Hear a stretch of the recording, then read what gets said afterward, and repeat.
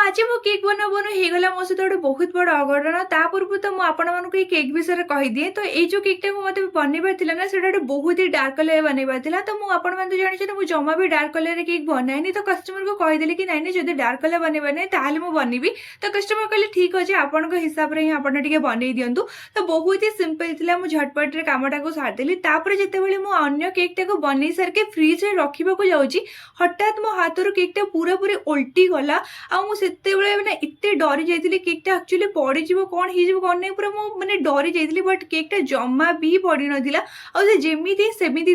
मुझे जापारी एक्चुअली मो केकटा केते स्टेबल केते क्रीम केते स्टेबल अच्छी तो मुझे एत खुशी होती कि आपण मैंने बिलीव भी करें सब होम मेकर से इच्छा थाए कि सब केकटा सेमती स्टेबल होदी आपण मानक ना क्रीम रेसिपी जानवर अच्छे निहाती भाव में मत कमेंट करूँ आ केकटा केमती लगे निहाती जन दिखाँ तो रोचे नमस्कार जय जगन्नाथ बाय बाय।